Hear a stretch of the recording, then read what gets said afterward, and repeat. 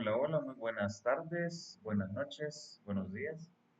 En esta oportunidad vamos a seguir desarrollando el ciclo de políticas públicas.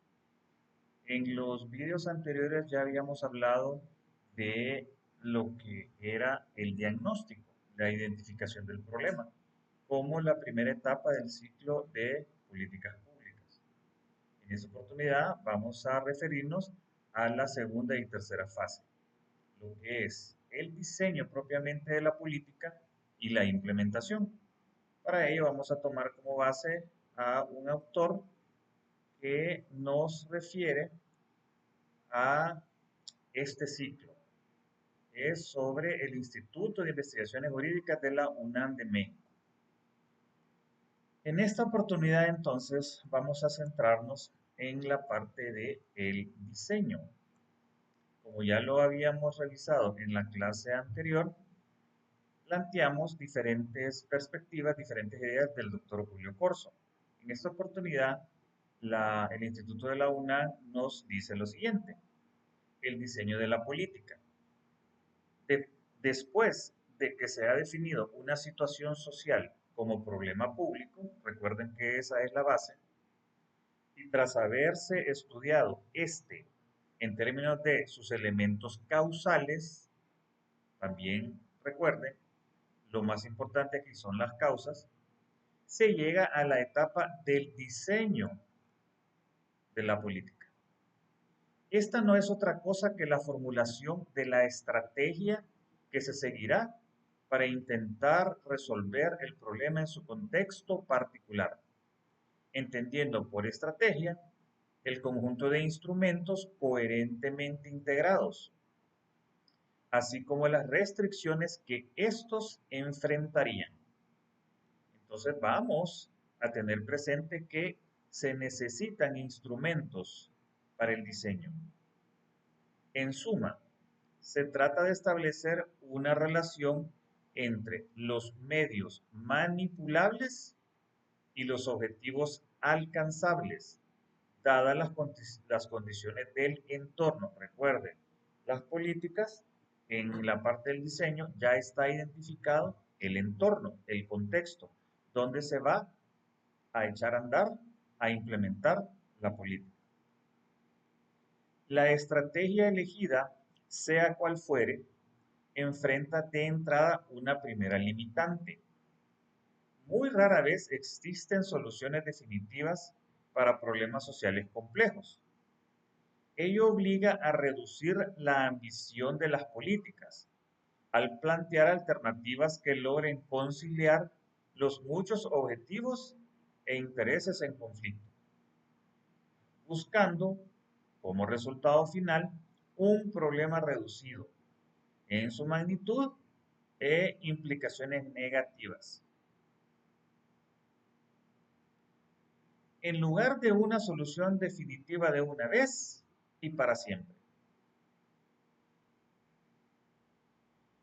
Además de la creatividad y el conocimiento teórico y técnico respecto del problema que ustedes ya tienen porque ya hicieron el diagnóstico, un elemento crucial en esta etapa del proceso es la factibilidad, esto es, la viabilidad o posibilidad real de llevar a cabo la estrategia propuesta tras considerar las restricciones políticas, financieras, administrativas, entre muchas otras que enfrenta cualquier intento de acción pública gubernamental. Y eso lo vimos ya en la teoría de Julio Corso cuando nos presentaba el área de la factibilidad y su matriz. Teniendo en mente las restricciones, así como los objetivos que se buscan satisfacer con la política, esta se puede diseñar siguiendo un modelo general de dos pasos. Uno, encontrar los factores que pueden ser efectivamente manipulados, esto es, las variables de la política. Y dos, formular un conjunto de estrategias alternativas de entre las cuales surgirá finalmente una política pública concreta. El primer paso está muy ligado con la definición del problema que expusimos previamente cuando hicimos el diagnóstico. En tanto esta primera entrada teórico-causal ofrece pistas importantes respecto de los elementos que pueden y deben modificarse para intentar alcanzar los objetivos planteados. Por ejemplo, para el caso del desempleo, definido como un problema estrictamente económico, se podrían considerar variables como el nivel salarial, la disponibilidad y costo de los créditos a la producción, las prestaciones laborales o las cargas impositivas, por mencionar solo algunos elementos. Este es el problema que ya definimos y ahora lo que estamos tratando de hacer es focalizar. Tras, tras identificar estos componentes principales, la estrategia tendría que considerar los diferentes objetivos de la acción gubernamental, así como sus efectos previsibles sobre los principales intereses afectados, para formular una cierta combinación de instrumentos que sean susceptibles de llevarse a la práctica. Siguiendo con el ejemplo, podemos imaginar muchas y muy variadas opciones para atacar el desempleo, pero solo unas pocas serán en realidad viables.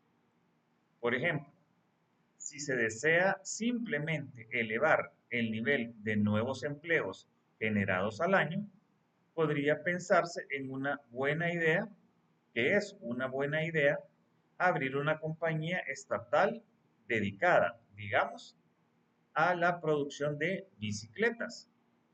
Podría también eliminarse el salario mínimo y reducirse las prestaciones laborales obligatorias, como las aportaciones patronales a la seguridad social, con el argumento de que la flexibilización del mercado laboral llevaría a la generación de muchos nuevos empleos. Finalmente, podría pensarse también en una serie de incentivos generales a las empresas, con medidas como el incremento en la disponibilidad y el abaratamiento de los créditos a la producción, privilegios fiscales a la creación de nuevos empleos, entre otras. Veamos a continuación algunas de las posibles restricciones que cada una de ellas enfrentaría. Esto prácticamente, recuerden, es unas posibles soluciones al problema. ¿Y cómo se realiza esto? Ya lo veíamos.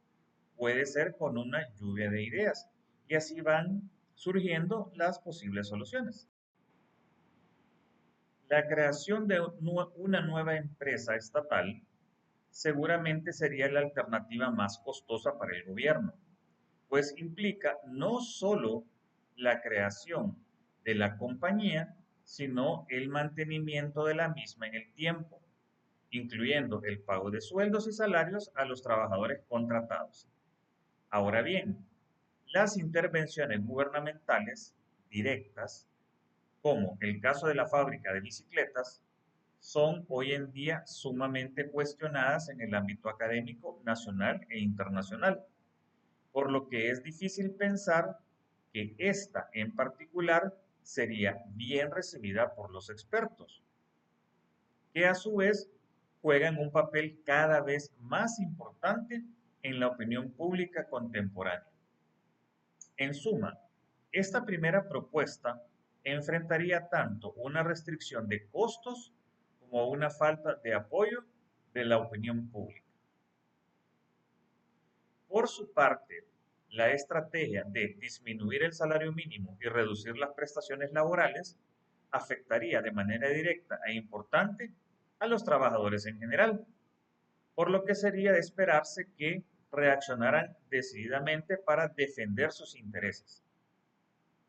En un país como El Salvador, con una larga tradición sindical que aún conserva organizaciones poderosas con capacidad de movilizar a cientos de miles de trabajadores a lo largo y ancho del país, esta sería sin duda una restricción importante que habría que considerar.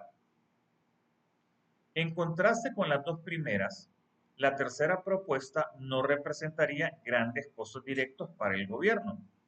Probablemente tampoco suscitaría el rechazo de la comunidad académica en general, ni provocaría una reacción en contra por parte de los trabajadores, pues no afecta en principio sus intereses. Por todo lo anterior, parecería la estrategia más factible o la alternativa más factible o la solución en el caso. Vale la pena reiterar que, como hemos visto en las etapas previas del proceso de políticas, no existe en la fase de diseño una respuesta correcta a un problema. Lo único cierto es que algunas combinaciones de elementos son mejores que otras en su balance y con referencia a un criterio específico. Por ello, el sencillo modelo antes expuesto podría modificarse repetidamente en función de las distintas definiciones del problema, incluso llevando a su vez a la modificación de estas a la luz de los nuevos descubrimientos en esta etapa de formulación de la política. Finalmente, una vez que se ha elegido una estrategia, debe llevarse al campo de batalla, esto es, al ámbito de las organizaciones públicas que implementarán el o los instrumentos determinados. De nueva cuenta, como veremos enseguida, incluso asumiendo un trabajo impecable en la fase de diseño, en la implementación lo más seguro es que surjan cuestiones no previstas que puedan alterar el curso deseado de acción de la política pública. Sin embargo, antes de ello, no está de más enfatizar que la parte deliberativa y de discusión pública no determina en la definición del problema, no termina en la definición del problema. La definición de los mecanismos de acción, del diseño de las alternativas y su selección es un paso tan crítico como la definición del problema. Aquí se establecen las cargas y la distribución de los beneficios. Cuando se selecciona una alternativa de acción, se están desechando otras. ¿Quién toma estas decisiones? ¿Por qué? ¿Con qué evidencias? Por todo esto, el diseño es un paso crítico, público, deliberativo. Pasemos ahora a la siguiente fase, la fase de implementación. Para ilustrar esta fase, suele usarse entre los estudiosos de las políticas públicas una metáfora bien conocida. La implementación es el proceso de reunir y poner en su lugar todas las partes que necesita una máquina. Pero así como una máquina no funciona si el diseño falla, una política basada en una incorrecta teoría causal puede producir consecuencias inesperadas. Aunque no es suficiente, un diseño cuidadoso es condición necesaria, pues si las partes no están disponibles, entonces la máquina no funcionará correctamente. Esta metáfora ilustra, sin proponérselo, uno de los errores más frecuentes en la etapa de implementación, que es el asumir que las organizaciones gubernamentales como campo natural de acción de las políticas públicas son instrumentos obedientes, espacios o robots sociales para alcanzar objetivos de la sociedad o de la política. El problema con ese supuesto es que omite considerar las muchas complejidades que el diseño encontrará durante su puesta en marcha y que podrían influir para obtener o no los resultados deseados. Las organizaciones, en realidad, distan mucho de ser meros espacios de ejecución de decisiones externas. Entre otras características, tienen sus propios y múltiples objetivos y misiones. Son espacios políticos tanto hacia afuera como al interior, a nivel organizacional e individual, por cuanto están habitadas por seres humanos con sus propios intereses, valores y capacidades cruzadas y heterogéneas. Responden a diversos actores con intereses igualmente dispares, tanto dentro como fuera de la propia organización. Todo lo anterior al mismo tiempo que intentan cumplir con toda la normatividad aplicable. Un buen ejemplo de estas complejidades es la puesta en marcha de la política de transparencia y acceso a la información en nuestro país, que en términos generales buscó hacer de las organizaciones gubernamentales sujetos obligados a abrirse al escrutinio público, a mostrar de manera sistemática buena parte de los aspectos involucrados en su gestión. La transparencia, así entendida, es un componente sustantivo de una democracia avanzada, por lo que resultaba difícil pensar que habría resistencias dado el gran acuerdo social que se alcanzó en El Salvador a inicios del siglo respecto a la deseabilidad de esta forma de gobierno. Sin embargo, la implementación de la política de transparencia implicaba un giro de 180 grados respecto de una larga tradición de entender y usar a la administración pública como un coto de poder, cuya fuerza radicaba precisamente en mantener un cuasi monopolio de la información, protegido de la ciudadanía, el mercado o incluso otros grupos políticos. Desde un enfoque de teoría económica, el instrumento más adecuado para lograr el tránsito deseado partía de un supuesto fundamental: los burócratas, como cualquier otro ser humano, son actores racionales interesados, es decir, actúan siempre en función de obtener su máximo beneficio posible, por lo que buscarían proteger sus espacios de poder. Por ello, se tendría que diseñar y aplicar un conjunto de incentivos positivos y negativos, recompensas y sanciones, respectivamente, con el fin de que la transparencia resultara conveniente o cuando menos costosa para un burócrata que se comporta racionalmente. El problema con este diseño es que los incentivos no aterrizan en el vacío, sino en lógicas de poder internas. Es decir, el burócrata no es racional en abstracto, sino dentro de un marco institucional que da cierto sentido a las organizaciones gubernamentales, donde existe ejercicio de poder y lógicas de lo apropiado, jerarquías y estrategias de influencia más allá de la mera maximización de beneficios que se asumió. De igual manera, la estrategia basada en incentivos omitió al menos otra variable fundamental: las organizaciones públicas son muy diferentes entre sí.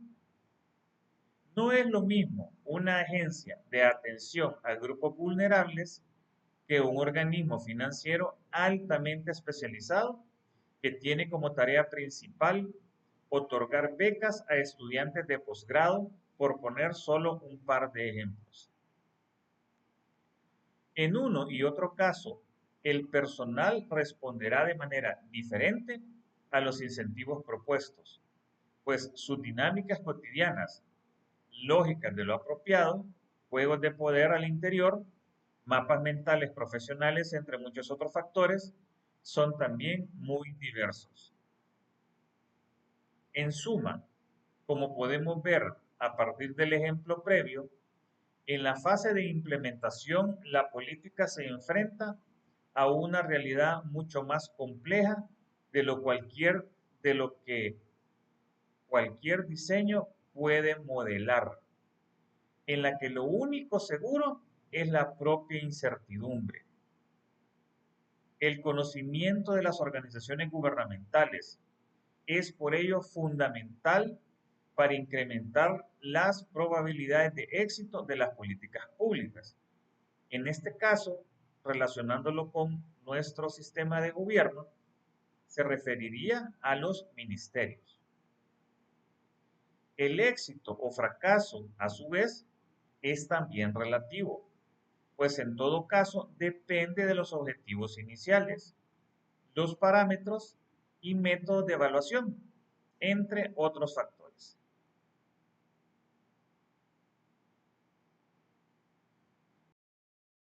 Continuando con el ciclo del diseño de las políticas públicas, vamos a utilizar el documento, el ciclo de las políticas públicas locales, notas para su abordaje y reconstrucción, de la licenciada Cristina Díaz, docente de la Facultad de Ciencia Política y Relaciones Internacionales de una universidad mexicana. En este caso, cuando nos referimos a la parte de el diseño, como muy bien ya habíamos hablado sobre esta parte, ella en particular se va a referir a lo que en otros términos se conoce como la formulación de las políticas públicas. ¿Qué es lo que nos dice ella?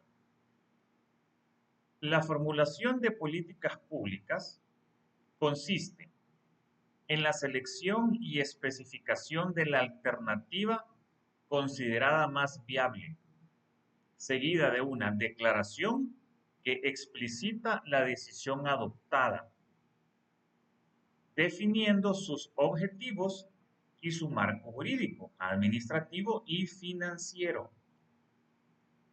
Existen casos en que la política no es explícita. Son las políticas de no innovar o de omisión. La evaluación político-pragmática de las alternativas recomendadas sigue criterios de conveniencia y oportunidad, pero está fundamentalmente signada por la disponibilidad de recursos físicos, tecnológicos, humanos y financieros, considerados como dimensiones de la capacidad de gestión local. Se clasificaron clásicamente como trabajo, talento humano, habilidades, profesionalización, aprovechamiento de estructuras, capital, equipos, materiales, infraestructuras y tecnología, organización interna, estilo gerencial y funciones de planeamiento y ejecución. Desde los nuevos modelos de gestión se asume que la capacidad no tiene que residir necesariamente en el sector público. El gobierno local competente debe saber aprovechar la capacidad que existe fuera del sector público gubernamental, en el privado, las organizaciones no gubernamentales y la comunidad en general. No obstante, en todos los casos, el desempeño ha de considerarse en relación con los recursos del municipio o comuna. Es decir, que el interés está en determinar si el gobierno local, en este caso particular, está haciendo lo mejor que puede, teniendo en cuenta los fondos a su disposición y las condiciones locales de producción en relación con dos metas: la eficiencia productiva y la eficiencia asignativa. De este modo, los elementos superadores del enfoque tradicional estarían dados por la incorporación de variables ligadas a lo que se define como el desafío de engranarlo todo, desde la gestión global, política, de los recursos por parte del sector público. Vale decir, el goce o no de autonomía garantizada normativamente, de seguridad para encarar compromisos a largo plazo, del mejoramiento de las relaciones intergubernamentales, de la coordinación local de los múltiples programas nacionales para el desarrollo institucional, con financiamiento externo, del trabajo regional desde su jurisdicción, con persistencia o no de problemas de coordinación interjurisdiccional y de vinculación con el sector privado. Esta fase del ciclo no se agota en la preparación de las propuestas. Supone el establecimiento de garantías para el compromiso de ejecución, la determinación del instrumento requerido para la formulación de la política, su tramitación legislativa e intraburocrática y su promulgación y divulgación.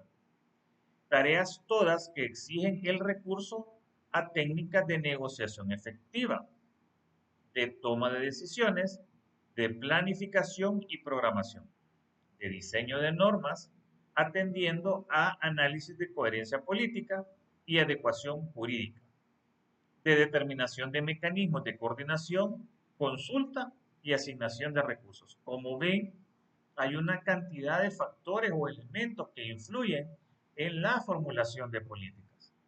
Ya lo decíamos en la lectura del doctor Julio Corso, se necesita un equipo multidisciplinario para poder diseñar, formular una buena política pública.